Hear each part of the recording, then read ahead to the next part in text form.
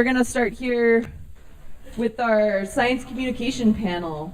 So we have these lovely 4 people sitting up front who are all involved in science communication in one way or another and have taken time out of their busy schedules to come and talk to you today.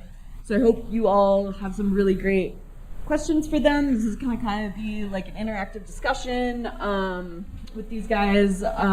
So feel free to ask them any questions you have and are interested in. So starting here, first we have Jaimi. Jaimi is at the Great Salt Lake Institute.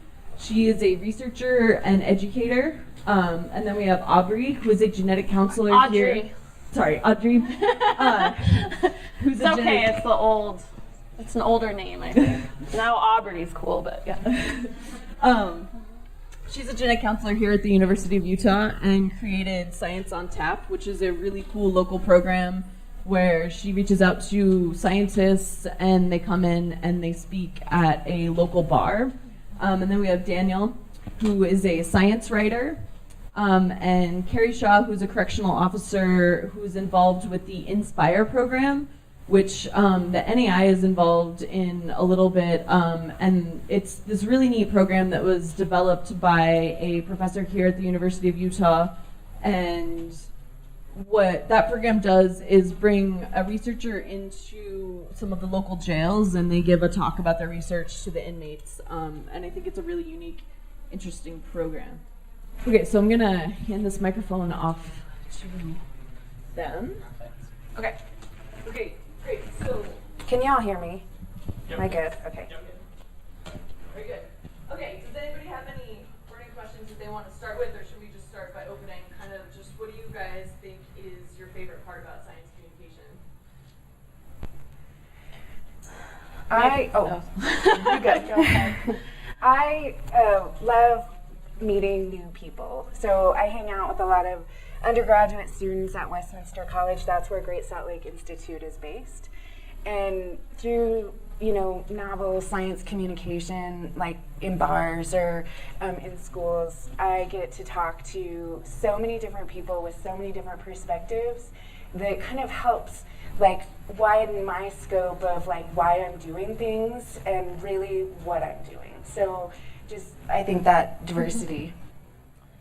Yeah, and to kind of piggyback off of that, I am a genetics person, a genetics nerd of sorts, but my day job is to talk to families who have children with genetic conditions and to try to communicate really important information to them, but that's often really complex. If you've ever tried to discuss methylation of a gene to a person who maybe hasn't even gone to college or graduated high school, it's very difficult, but very pertinent to their child's health and their care. And so through my job, I got really passionate about science communication because I could see the day-to-day effects of being able to communicate this information to people who otherwise don't have access. And see how that impacts their lives, and often it helps them make really important decisions in their lives. So being able to communicate difficult or complex information to people who otherwise aren't invited to the party, which it often feels like to the general public that they're not invited to the science party. It's kind of like we're kind of on, in the clouds a little bit, and they're mulling around down on Earth, and to kind of invite them to the parties, what I get excited about. Okay. Can you all hear me? Yes? Yeah. Okay. I would plus one. I really like talking to strangers, and as a journalist, that's a really good excuse, and particularly with science writing. As I started out as a journal assignment reporter and realized science is a lot more fun to cover than the school board. So for me, so much of what y'all do is really incremental, and then I just get to swoop in right when something cool has been discovered, and I hope not dumb it down. And I guess to the question of what I like about science communication, it's that challenge of making the work that folks like y'all do accessible to a broader audience in a way that doesn't sabotage the nuance and the meaning of it, which is forever a balancing act, and I hope we can talk about that some in the next hour. But for me, it's something that I find really gratifying, and particularly, you know, when I first learned about astrobiology, I was at AAAS just trying to find spots, and a year before that I had literally been covering the school board. And when you walk into a room where scientists are debating the ethics of shifting from SETI to METI, and you're just like, this is a legit conversation adults can have? Like, that melts your face. So, hopefully that answers the question. Carri? And then to go to dumb it down, he hands me the microphone. There's a reason why I work at the jail. Now, the Salt Lake County Jail, we try and integrate as many treatment programs as we possibly can. For one, it helps them not be as bored. We try and get them ready to step back outside and actually go places with their life instead of right back where they were. The Inspire program that we have is one of my favorites. The prisoners really light up, and you can hear a pin drop when they're up there speaking, which never happens. I walked in and I was like, wait, all right, who do I get a throat punch first? And they all just sat there very quietly, and they listened, and they had really good questions, and they really, really enjoy having that option to listen and learn too.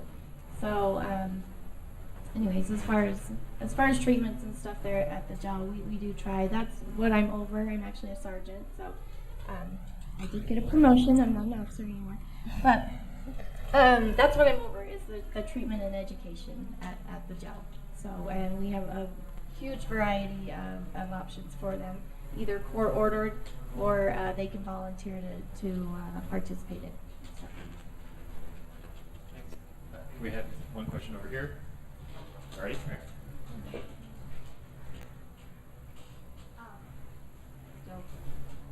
Hello? Okay, it works now. So I consider science communication probably my best technical skill. So it's something that I'm constantly trying to make better because you want to protect being at the top of that skill. Besides just doing science communication, do you have any tips for improvement, like a course you took in particular, or like doing something beyond? I mostly do volunteering to schools as my communication. Yeah, so what's your improvement tips, please? Yeah, so I can kind of take the lead. I had a lot of science communication, luckily just because of my job. I had a lot of science communication training, but when I started Science on Tap, I wanted to kind of challenge myself and really put myself to the test. So they have a science communication workshop at the Natural History Museum that I highly recommend. That's actually how Julia and I know each other. And that really challenges you to learn how to talk to the general public. One thing I just want to say as someone who has been in the sciences, you really are trained to just talk to other experts in your field. And it's kind of poo-pooed to speak any other way in your training. And so in genetics, I got really good at talking to other geneticists. And that was almost, beat into me, which is a strong word, but you do experience a lot of shame if you say something that's not precise or not exactly right, or you use a different term that's not, technically correct, or if you make a metaphor or an analogy that's not exactly what, your science is. You do get that shaming. At least that was my experience, and some other scientists I've talked to, that's their experience as well. And so when you come into a situation where, like with Science on Tap, we help the scientists talk to the general public. So we're basically like, scrap your thesis, get rid of all your graphs, get rid of all your data, and tell a story to the general public. Because your bar right now isn't to make someone an expert in your field. The bar that you want to reach is to get someone excited about your field, to get them to go home and Google something about your field, which if you just did your thesis to the general public would not happen at all. And in fact, it can come off I don't know if degrading is the right word, but it can come off like you're just in this place of power and you don't feel like you can really reach out to someone who doesn't have your insights or your intelligence. And I'm certain that that's not our goal as scientists by any means. But unfortunately, we're just trained to be that way. And so I think doing things, activities like the Science Communication Fellowship up at the Natural History Museum, doing things like Science on Tap, where you're literally your goal is just to tell a story to the general public, to get them interested in your work. Those are ways to kind of challenge yourself and get more information and experience with science communication. And certainly, I'm sure in your case, going to schools and talking to kids would get you there as well, because you learn really fast what lands with the public and what doesn't. And I've been on the kind of Science on Tap side of things where people were coaching me. So I have purposefully put myself in situations that make me very uncomfortable, where I have to tell personal stories in order to capture people in front of large audiences. And I learn every time I do that. I learn, the stories that capture people, or kind of the kinds of stories that capture people. And so, and not just kind of rat holing myself into one kind of situation. I can work with teachers and I can build curriculum for K through 12 teachers. But then I can go into a bar and I can tell a 5-minute story that has all of my science in it too, of my biology. And so, really to me, putting yourself in situations that make you uncomfortable and kind of stretch how you're telling your science story, and being willing to take advice from other people that are better at it than I am, or that have a different perspective, is really important. And she's being modest. She was on Science Friday with Ira Flata, if any of you are NPR fans. I've reached nerd nirvana. Literally. I'm so jealous.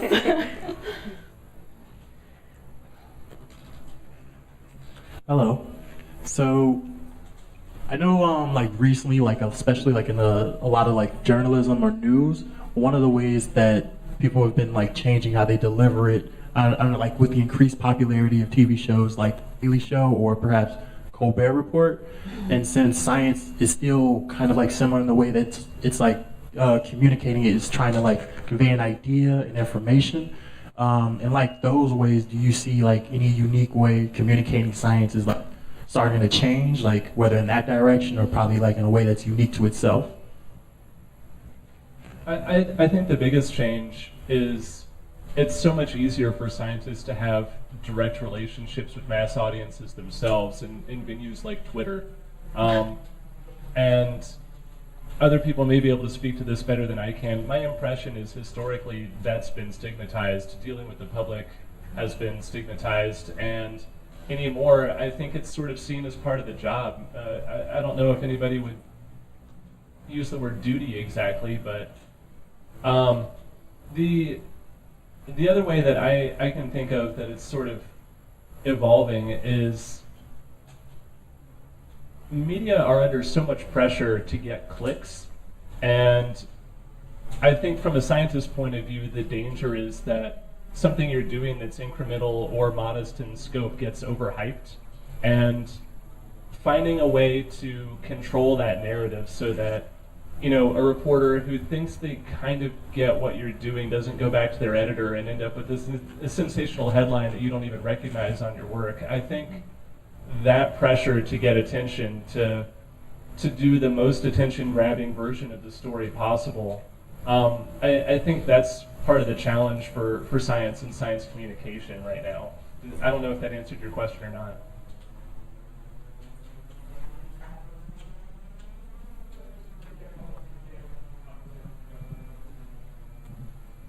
This question's for Sergeant Shaw. Does your program connect inmates with educational opportunities, and is there any evidence to support that the program reduces recidivism? We do. We have a GED program in the facilities. So a lot of people actually get their high school diplomas. And I brought a report that was from 2014. We try and we're trying to get this back out. So we have adult education through Granite Peaks, and let's see. So in 2013, GED graduates increased by 60%. That was an increase from the prior year of 326%. So it's pretty astounding how it seems like once they put their minds to it, they can really achieve. This year, I believe we're higher than that. Lots of adult education.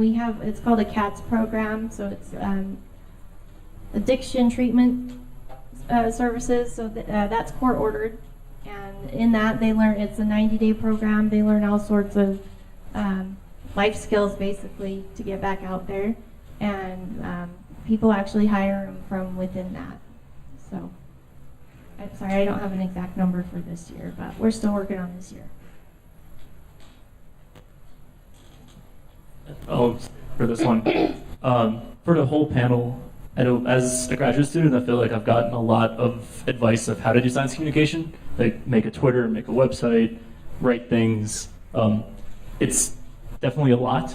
So what's your opinion on the balance between actually doing science, actually doing your job as a graduate student or undergrad or researcher, and trying to get your work out and trying to get your name on a communication side of things? I would love to start with that because it is this hard balance, and you're like, I want this whole program. When we started Great Salt Lake Institute, like the world was in front of us, and we had no expectations or like any overarching things. We got to make that all up, and it was almost overwhelming. It was very overwhelming, and we just had to start at one spot. And I would recommend starting at a spot where you can like be efficient, like take your research and look at it and see what makes sense for you to do that. And I'll give you an example. Probably a lot of you have read Dr. Bonnie Baxter's research, and she, is a frequent presenter at AbGradCon. Has anybody heard of Bonnie? You're probably disappointed to just like see me here because she couldn't come today. I'll give you an example though.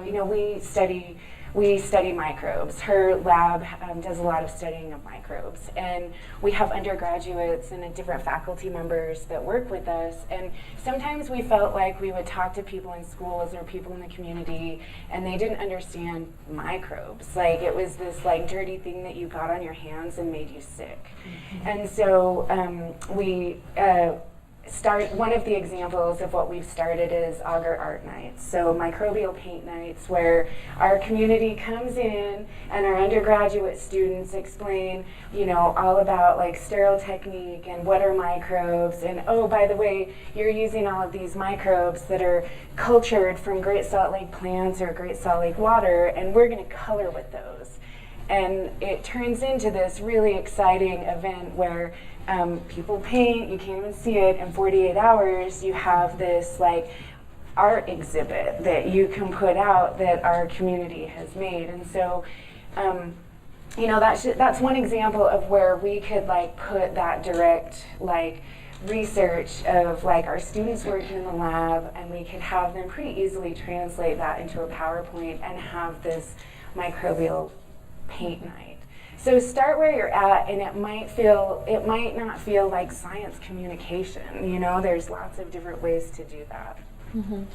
And just to kind of piggyback off that, I think these social media platforms are a nice way to reach people, but I always recommend just going out into the community, because you don't know how your information is landing on social media, as well as when you're face to face with someone trying to explain and get them interested in your topic. So things like Science on Tap, things like activities like what Jaimi described. There's a lot, or even the Natural History Museum has a lot of events that they put on that you could get involved with.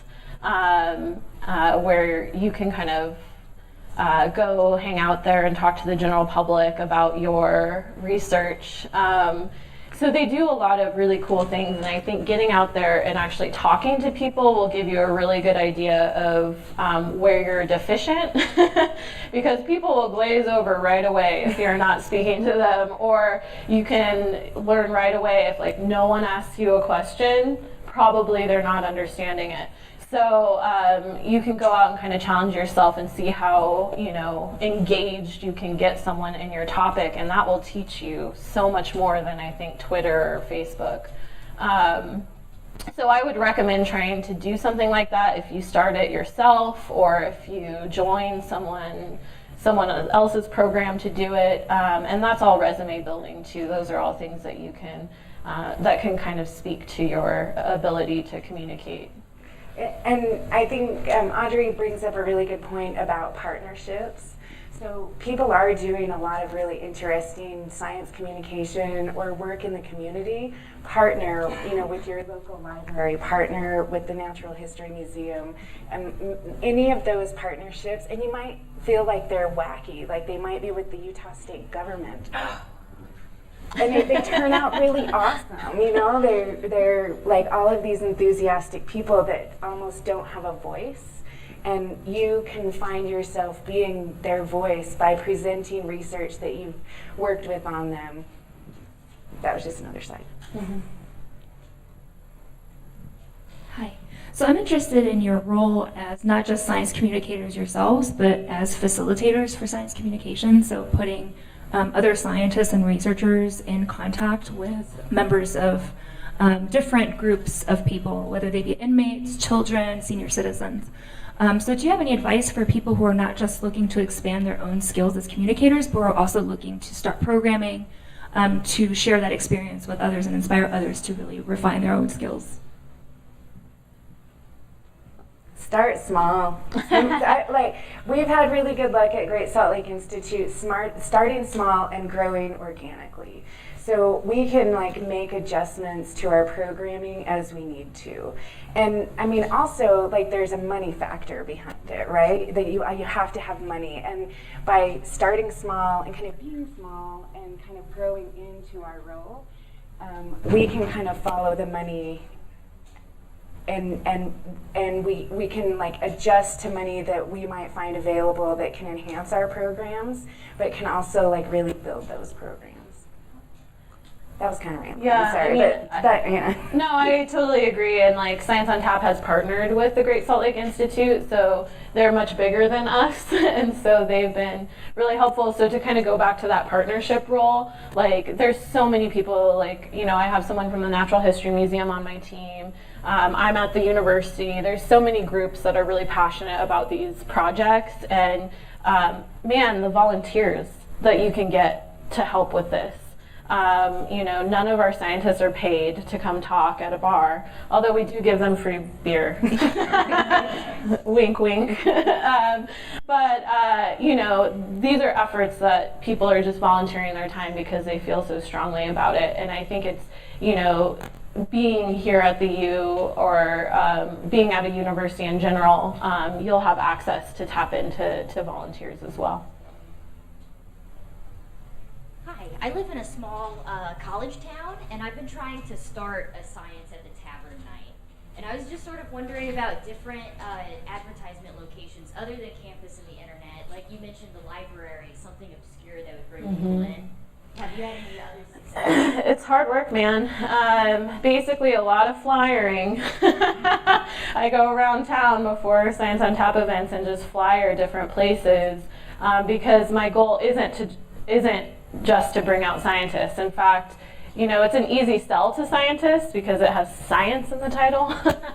And you might challenge yourself not to even put science in the title of yours, just because I think you will get scientists at your event if you do. And that's something, I'm way too deep into it now, but that's something I now am thinking about.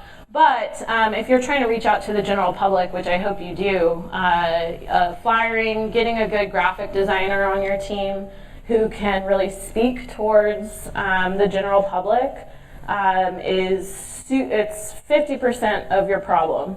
So is advertising. So if you can get someone who can design something that's really accessible and not just like a microscope and some guy looking in it, then you might have a better reach, right? Like get something that is more palatable to the general public. Hi. Sorry, 1 second. Just to add to that, one way to grow your audience is to find people that already have audiences and sort of hijack them. So if you're recruiting someone to give talks that already has an audience, or if you can activate student media, or just other sort of adjacent groups that aren't exactly in the science silo but that might be interested, like when I did public radio in Nashville, there was a very devoted maker group that was also interested in science, and they didn't have the word science in the name, but they would definitely show up for stuff like that. Just a thought.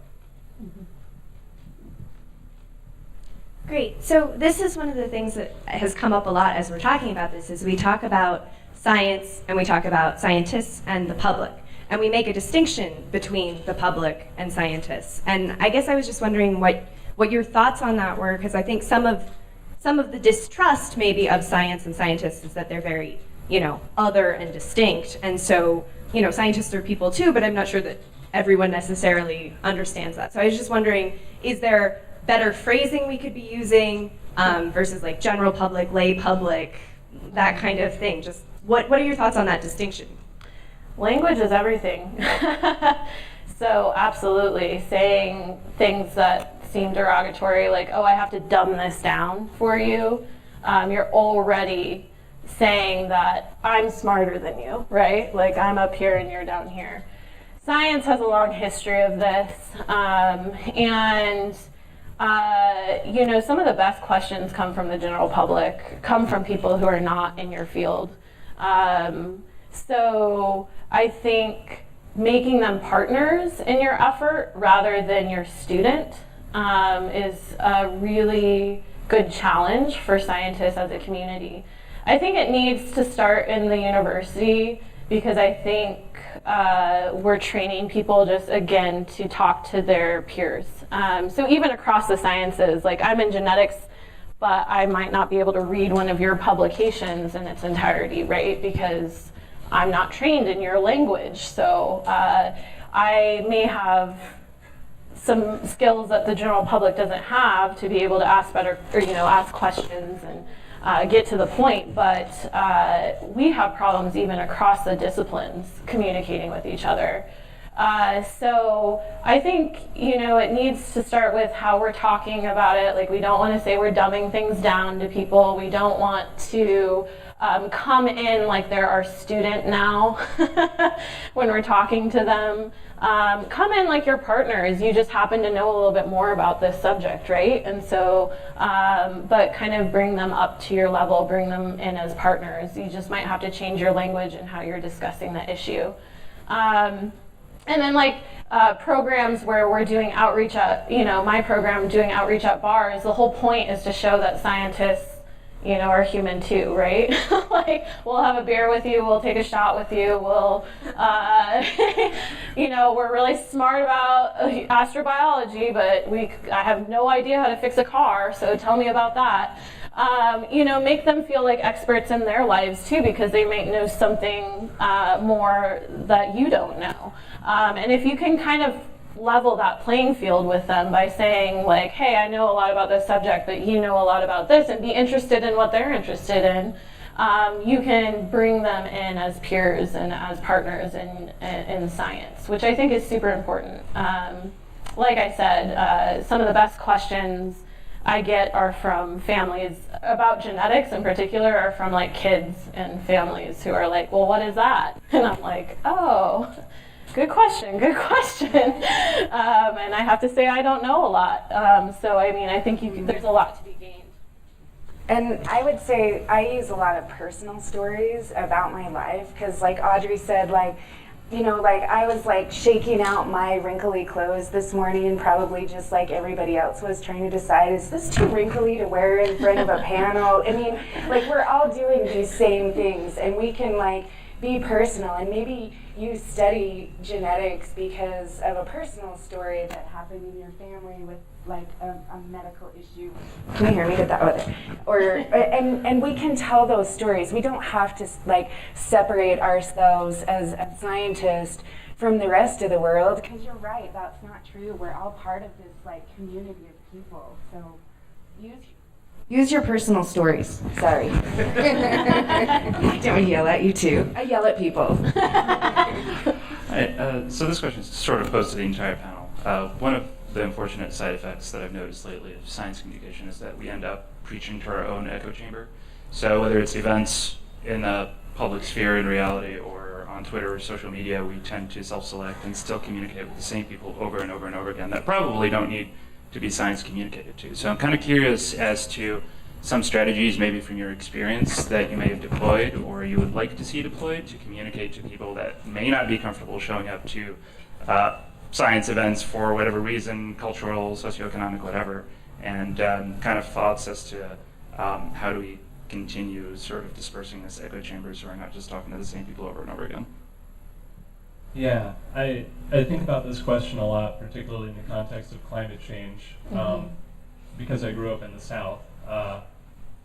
And the advice I've gotten on this, which is harder to deploy since I live in Berkeley now, is you have to start by listening and listen to where people are coming from. And if you lecture and you don't make it a conversation, people are going to get entrenched, and it's not going to feel like a conversation to them. And in listening, it helps to be listening to, you know, if they have doubts about science or about an issue like climate change, be trying to listen to where they're coming from or what their concern is, and be empathetic and try to hear it from their point of view. I think it's a lot easier for someone to listen when they feel like you're sort of on the same team. The other question, and this scene is just on loop forever in my mind in the context of science communication, is this scene somewhere in the movie Margin Call where the CEO of an investment brokerage is trying to get the financier whiz kid, former rocket science, to explain to them like why their bank is on the verge of collapse, and he says, "Speak to me as you would a child or a golden retriever." And you know, as a journalist, I feel like part of my job is to not take it as condescending when a scientist explains it to me conversationally rather than paraphrasing their abstract. I hope that helps answer your question. Well, and I would say, just to kind of piggyback off of that, because I totally agree, I think it's really easy to get in these echo chambers in all kinds of areas, right? Not just science, with social media in particular. But, you know, kind of going back to getting out in the community and really meeting people, I think that's a big part of it. And that's something I don't like the social medias, is because I think you just end up in an echo chamber a lot of times. But if you actually go out into your community, you're kind of forced to deal with people. And I always like to play the long game. So my goal isn't to make someone expert in climate change, but maybe make someone who doesn't believe in climate change have a good experience with someone who does, right? Because that's a big problem in our country right now. And not to make this a bigger statement than I'm trying, but is we start hating each other, and and arguing with each other, instead of let's just have a pleasant experience with each other and realize that someone on two different spectrums can still have a pleasant experience. So I always try to make that effort when I'm out and about in public, even if someone's, you know, not into science at all, not into what I do. Certainly there's a lot of ethical issues in genetics that I can get into trouble with people. I just want people to have a good experience with me and kind of realize that that's available. So when can you hear me? Yeah, I'm gonna do this. So I really go back to like, what is my audience? Who is the person that I am trying to reach? And like, don't just think that you can like take a coloring sheet to like hang out with 6-year-olds and talk about science. Like, you should really be like interactive and working with 6-year-olds and getting their hands working. And maybe with 80-year-olds, you might want. I think this is good. Maybe with 80-year-olds, you want to talk about the history of Great Salt Lake and of like this old saltaire that people used to go dancing at. So really, like every time you start a project, think about your audience and think about how you can modify what you're doing to reach that audience and to, I would say connect instead of reach.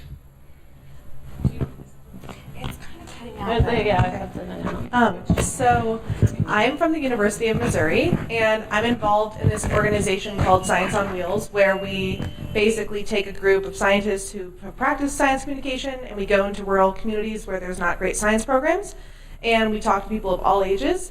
And it's usually very hit or miss. Like the people that come always are very engaged and seem to ask a lot of questions and enjoy, but one of the problems that we're repeatedly having is kind of getting people to reliably come. And we are going to different counties. So I guess my question is, since we're constantly moving locations, do you have any suggestions of how we could get a more reliable audience? I think you should feed them.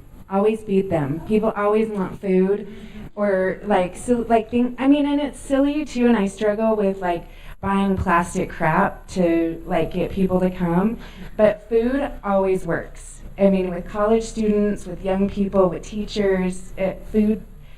That's a great idea.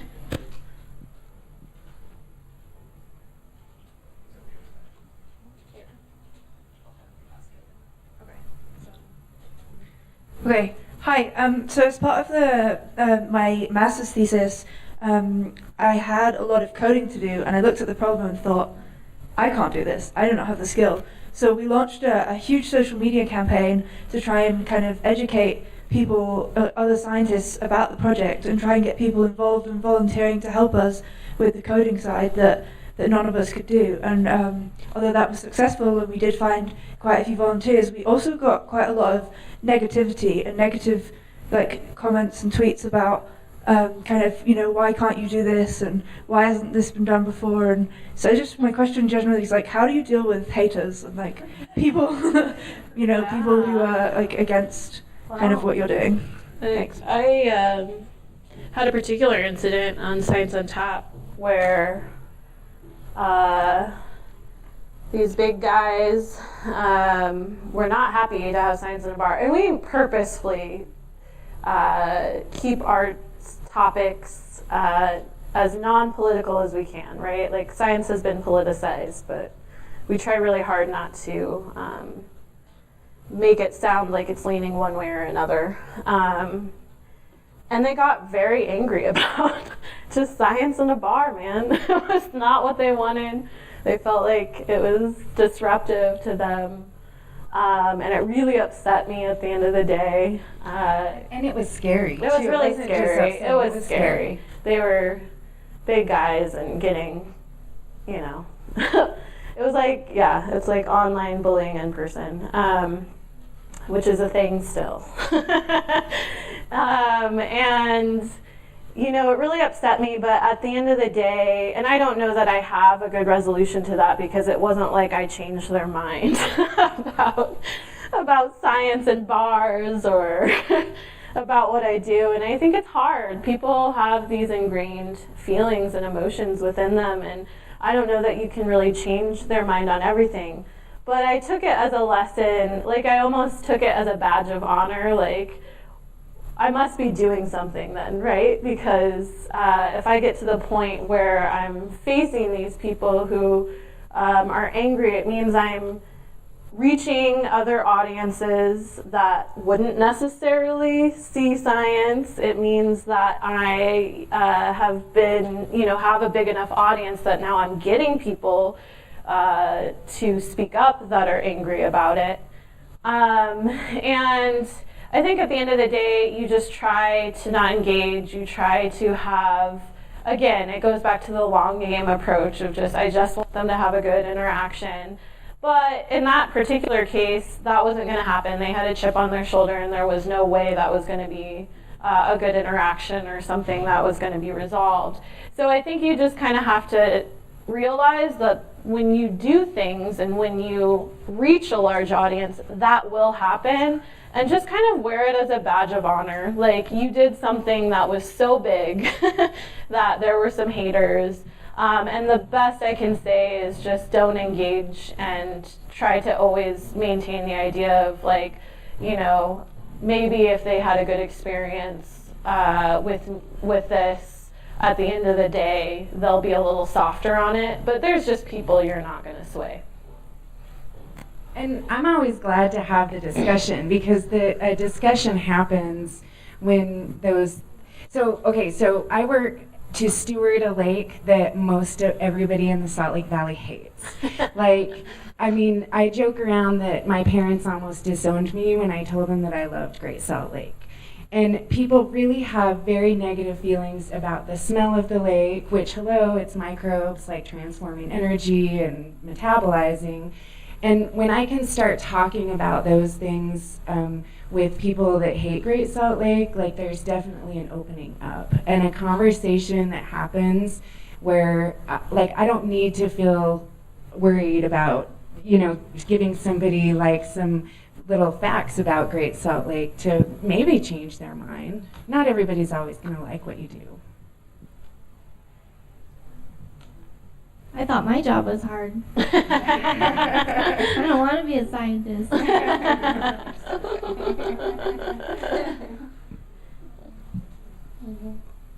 Okay. Hi. I was, as you guys were introducing yourself, I know that some of you said that you liked meeting new people and that you're really excited about that. But for me, that's very scary. It's very scary to introduce myself and talk to people about science that may not have the same, interests that I do. And so I realized that there really is not a great substitution for that one-on-one personal interaction when you're trying to talk science to somebody. But with that being said, what are your thoughts on the value of things like educational gaming or scientific games as a way to reach out to people who you may not even ever have the opportunity ever to meet in your life? So we wrote a book recently that was published, and I don't really have to talk to anybody to get this, like, when parents or grandparents are reading this book about the Great Salt Lake monster, I don't have to talk to them at all. And it is a really great way that we've been able to get into the community. And so I would say, think about your superpowers, right? I mean, you all have superpowers, and figure out what those are. And maybe it's, writing a kid's story, which really is harder than writing a scientific paper. It took us 5 years to write this. And it our goal was to have it published before she graduated college. And luckily, we had it done before that. But we just held on to this little seed of hey, Bonnie and I, we're moms, and we've raised our kids at Great Salt Lake while we're educating our college students and our community about the lake. And we've learned a lot from our kids about it. And so we're going to put that into a book. And so these kids, they're looking for the Great Salt Lake monster. And while they don't find the Great Salt Lake monster, they do find lots of cool things about it, like what birds are out there, and that the microbes are transforming energy, and that the lake doesn't stink. It smells like science, right? And so I think that's a good way, but also gaming. And I'm not super familiar with that. We do have college students that are analyzing. We have 300,000 images of breeding pelicans from a remote island in Great Salt Lake that we put on Zooniverse. So Zooniverse.org is people-powered research, and 3,000 people from all across the world are sitting at their computers counting how many pelicans are in the picture, and if they have eggs, and if there are babies, or if there are people or coyotes, and they're learning about it at the same time. And I would also say one of the biggest questions and requests that I get is from teachers. And how can I use Great Salt Lake in my classroom, and what data do you have that I can work with? And at first I tried to like reinvent the wheel and build curriculum, and then I realized I was like really shitty at that and that I should let experts do that. And so instead of me trying to build curriculum, I partner with people in public school districts that do. So that minimizes like the social time, and you don't have to stand up in front of 300 people and like bear your science story. So I'm going to abuse my powers and ask my own question. But so I'm really curious because, I mean, as a chemist, I think about things in like activation barriers, and it's easy for me to go to a bar or elsewhere, but I'm really curious about the process of like going to a correctional facility and working with people there, and what does it look like getting in there? Because I think in my head it sounds like it's something that would be much more difficult, and I'm guessing that's probably a little bit of my own misconception. Right. We have lots of volunteers. We have 400 volunteers that come and work at some capacity inside of our facility and at the Oxbow Gel. The Oxbow Gel is a lot smaller. There are 3 pods in there that could be fully open. We only have funding for 2 right now. But yeah, it's as simple as if you have something that you want to come and teach or share, you could just put in for a volunteer. They do a background check. And then I set you up to teach in whatever area that I feel is going to suit their needs. Or you could come in the back way and find out yourself. But I wouldn't suggest that. The food is really awful. Yeah, it's gross. Can I elaborate on that just a little bit? And just because I know we have some people that are from states all over the place. Like if they didn't have something like the Inspire program, like we're lucky to have in Salt Lake, how could they go about reaching out to their local correctional facilities? It's just word of mouth. If there's something you think that you could bring to the table, I would say just get in touch with the facility. And I know that we're above and beyond most gels throughout the country with what we offer. We've always tried to be ahead of the curve, and we do a lot of forward thinking with our facility.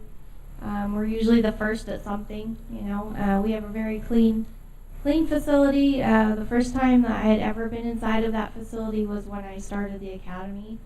And, walking into that place, it's kind of scary. It's really big, and prisoners smell, sometimes more so in other areas, but it's not what you think, though. You can always, I think it's the 3rd Saturday of every month, we do have tours. So if you wanted to ever come in and tour our facility, I would recommend that. It's a lot different than what you see on TV. I really enjoy it there, though. I've been there 12 years, so 8 more and I get to retire. Okay, can I abuse my powers and ask a question to you? What inspired you to be a part of this academy and to create this? Why did I start at the gel? Oh, that's a funny story. So I did retail for 16 years, and I was always taking down the bad guys. This little 120-pound mom comes flying out of nowhere and takes out a shoplifter. But it's true. So there was an undercover person at our store, and he saw what I did one time. This guy was just huge and took out his legs. But he said, "You need to come work with us." And I thought, where is this? And he said, "The gel." And I said, "Well, I don't want to work at the prison." And he's like, "It's not the prison, it's the gel. It's totally different." So, okay. My kids were 5 and 7. I was married at the time, and I went home and shared the story with my ex-husband now, and he said, "No, you're not going to work at the prison." And I'm like, "It's not the prison, it's the gel. It's totally different." And so anyways, that started the process, and 6 months later I was hired. It was quite the ordeal. I was 32. I hadn't taken a test since high school, and I'm out there doing PT stuff and being a mom. it does nothing for your bladder. We'll just say that. No, I just peed my pants a little. I know. Anyways, but I made it through. 12 years later, I'm there.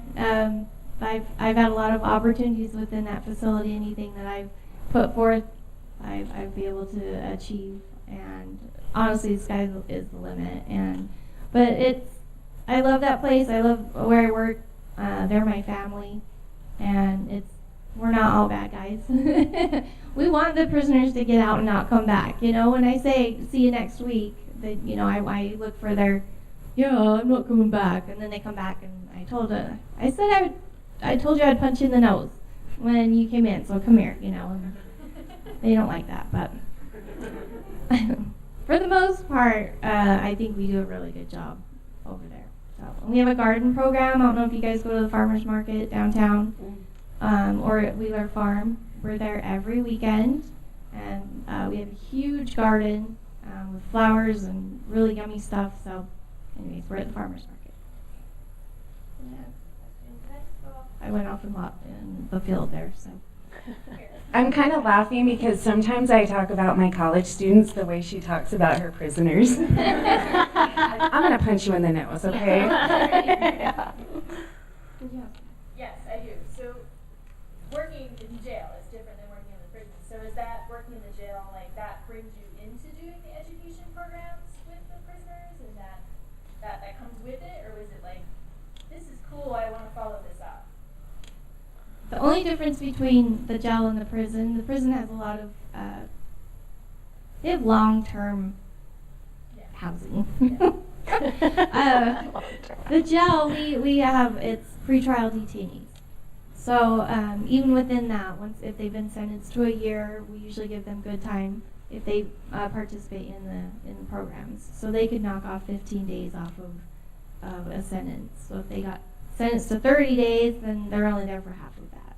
So, but to me, that's the only difference between the jail and the prison. And I don't know why the prison is scary for me. I don't know why. We have the same, I guess, I don't know, the same population.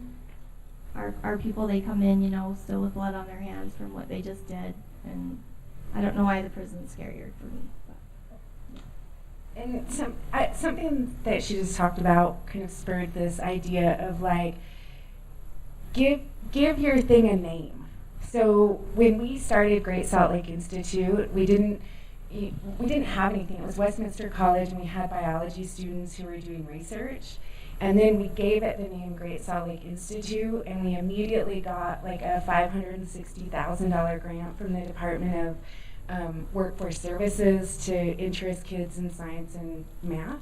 Since that time, we've raised over $2 million, some of them from NASA, some of them from private foundations, some of them from, I'm forgetting all of it, but giving your thing a name and getting your institution to buy into that, I think, is super important. And if you go about it in a way that like you can sustain, that they can be very, very successful. And I think, her prison program is one of them.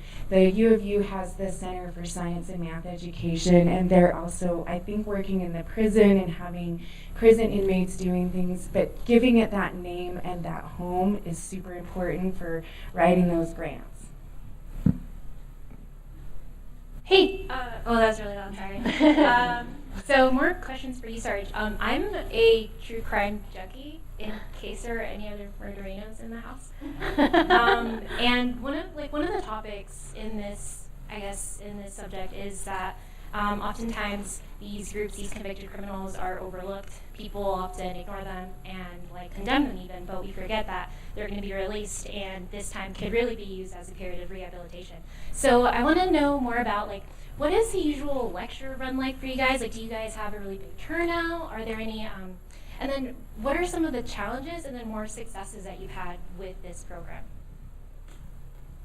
The Inspire program so far is it's only been there, I think it started right before I came over, so probably 6-7 months now. So I'm not 100%, and they go into the female units, which is like herding cats half the time. So But overall, our treatment program, we have it's really successful.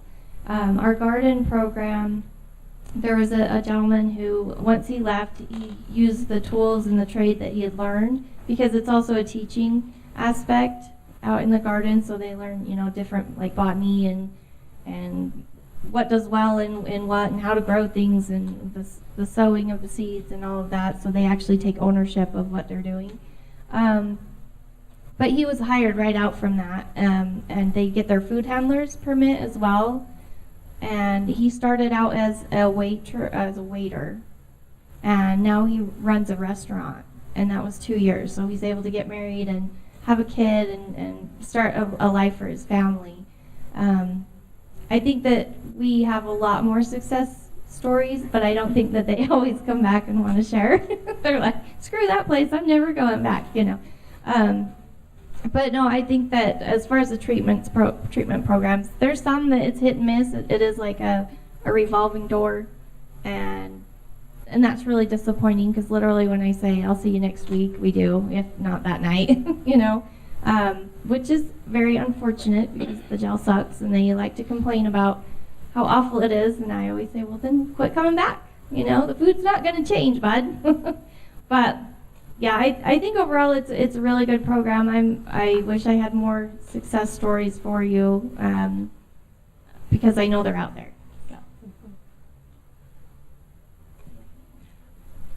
Sorry, I just have one more quick question, sort of while we're on this. So, I'm in Berkeley, and so I am a volunteer at San Quentin in this really cool program that's the Prison University Project, where it's an in-person teaching, and they get associate's degrees at the end. And so I go in once a week and teach algebra. And one of the really great things, being in a classroom with them, they're just like the most engaged students I've ever really had, because they want to be there, and they really, many of them haven't been in a classroom for 30 years or something like that, but they're so excited to learn how to graph an inequality or whatever. And you don't always get that with college students, 18-year-olds who don't really want to be in a general chemistry class. And so I was wondering, and maybe with jail being a little bit more short term, is there any agency that the inmates have to sort of bring in outside speakers, or have input on who you bring in for Inspire and stuff like that? Because that's one of the great things with this project, is that it's somewhat inmate directed in terms of at least some of the interactions and the outside speakers that they have. Yeah, but as of right now, no. It's actually a surprise for me every time. Last time, the class we taught yesterday, it was on Parkinson's disease, which I thought was really interesting. So usually I get excited with them. But as of right now, they don't get to choose, but that could be something we could look at in the future and see if there's something that they would like to learn. I want to get them more based on career opportunities for them. We had a computer code instructor come in. I don't know what they're called. That's that's computer words and stuff. But that was really interesting, and they were so engaged, because half of the ladies either knew what they were talking about, or hey, that's something I could totally do, because he highlighted the fact that anyone can do this, and that the main person he talked about was actually a criminal. And now he makes lots of money the right way. So yeah, I'm trying to get them more based on stuff, opportunities for careers when they get out. Hi, so sort of pivoting, sorry for that. So pivoting back to what you mentioned at the very beginning about storytelling and making that kind of pivotal to your science communication. Any good story involves conflict, whether that be interpersonal or some other form. Is there any form in particular that you find to be more effective in conveying your science, or is it more story dependent in terms of what type of science you want to convey? I think it really depends on you. And what your personal experiences are, because if you came up here and told me about how when you were breastfeeding your child that a bomb went off in the West Desert, I'd be like, you're a dude, right? So and you're not going to feel the same thing that I felt when I was pumping my breast milk in the middle of Great Salt Lake and a bomb went off, and I could see that out the window of the boat, that little round portal that you see, I could see this mushroom cloud that was going off in the West Desert. And then I can start talking about what might have been in that and how it made me feel. And it's much different than it would be than if you told the story. So I think it's very dependent on you, and it's very dependent on the story and what you're trying to convey.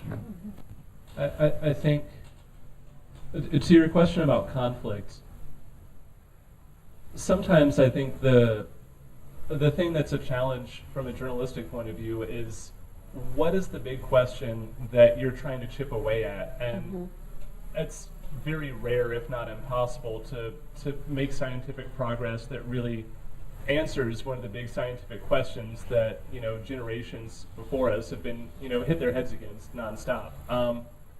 So I think there's sort of two ways to get at that. One is what is new about what you're working on? What is the small incremental little turn? And then how can you zoom back and put that in context in terms of chipping away at that big question? I was talking with someone earlier, you know, we're probably never going to wake up to headlines of just like proof of life beyond Earth, boom, done, next item.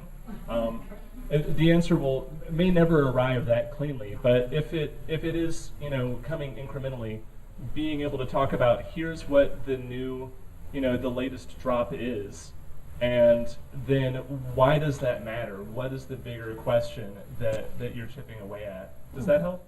Yeah.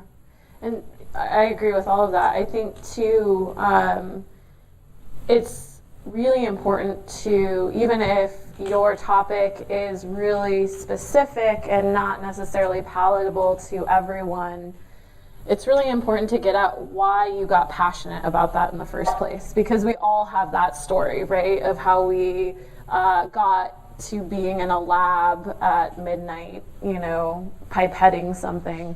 We have that story of what led us there, you know, and often that touches on the overarching picture of what we're doing. So I think that really can reach people if they see why you're passionate about doing this thing that otherwise might seem mundane or really specific and not generalizable to everyone. If they can see what led you down that road to that passion, they can really get drawn in. One of the best Science on Tap talks that we had was about the spleen. Like, who cares about the spleen, right? And she just told this story in a way that made it really fascinating and really engaging. She even brought an ultrasound machine, and everyone wanted to go get their spleen looked at the end. And who even cares, you know, initially going into a talk like that? So find what your passion is. What story can you tell that led you to this really specific moment in time? And that can kind of take you out of your specialty and back into the real world. Cool. So we're going to take one last question. And I would say, like, one thing I try to do a lot is I try at the end of my talks or the end of my story. I mean, it depends. If it's a 5-minute story, it's hard to do this. But if you're giving an hour-long talk and you just filled people's brains with, like, so many facts about Great Salt Lake, like, I really try to boil it down to, like, 3 very simple goals of that talk. Like, Great Salt Lake is important. It's important for birds and humans, and it has a big economic benefit to the city, like reiterating those things that you told them through your talk to just like focus on like what they're going to tell their friends or their kid or whatever it is. So given the rise of not anti-science but anti-consensus science groups like anti-vaxxers and flat earthers that use selective data and are often driven by conspiratorial thinking.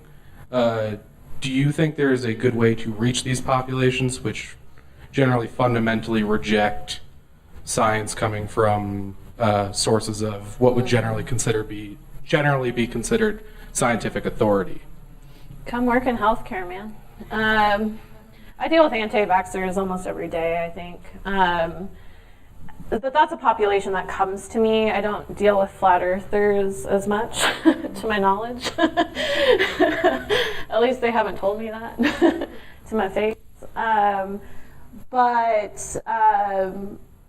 kind of reaching out on those groups, again, I think it's hard to target those groups in particular unless there's some sort of flat earth convention that you want to go to. But just in everyday life, when I come across like an anti-vaxxer and the conversation goes there, again, I kind of am just mindful of like, I want this to be a good interaction, but I'm not going to tell them that they're right. So it's a balancing act of being like, so I'm just a pretty straightforward person. So I'll just say, you know, in our world, in the world of healthcare, there's enough evidence to and enough studies done to show that vaccinations don't have this correlation with autism. So we don't see, you know, that perspective the same way. And just speaking to someone in a really straightforward way, but not in a way that's like, you're an idiot, vaccinate your kids, or talking down to them, I think is really important. And I've never really had a blowout from it. You know, no one's been really angry with me. They're just like, oh, that's really interesting. And they might still hold their beliefs at the end of it, or continue to not vaccinate their children, but they've had a good interaction with me. I've told them my perspective and the perspective of healthcare, and now they have a little bit more information to start incorporating into their life. And maybe if they have 10 more of those interactions, they'll start to come around. But I certainly just open the floor to be able to have a discussion if they want to go there, but I'm not going to put them down or get in an argument with them about it. And in fact, there's a lot of good research about arguing and the benefits of arguing, and it's really that there aren't any benefits of arguing. In most situations, when you argue with a person, both people come out more solidified in their own stance that they went into that argument going into that argument with. So arguing, I would avoid at all costs. It's just going to make things, make that person believe their own perspective more, and you believe your perspective more. Yeah, just to follow up on that, my instinct is, it's, in terms of bang for the buck, your energy may be better spent finding people who just haven't thought very hard about this subject than picking a fight with people who are really entrenched. You might make more headway and, you know, feel better about your work, not arguing with strangers on the internet through that approach. I think about climate change a lot, which maybe you know is like a little polarizing right now. And I have been pretty successful, not in changing people's mind, but in talking to people just using humor. So instead of like kind of beating down these facts about climate change and blah, blah, blah, I might start out by telling people that brine shrimp have 2 penises, and that these male brine shrimp and female brine shrimp have sex in Great Salt Lake, and they make all of these little cysts that go into aquaculture. And so like it feeds us. This is part of our human food chain. And we can start talking about like the repercussions of like water diversions in a drying Great Salt Lake, not just for like our economy. And it all can start with, did you know that a male brine shrimp has 2 penises? Really, it's called a hemipene, but that like isn't necessarily important. So I use a lot of humor to start conversations and then kind of bring it back around to like, this does affect your economy, this will affect your health, and kind of those repercussions that are a little bit like abstract too and polarizing when you can turn your water on and you don't have to go to the well to collect it or whatever.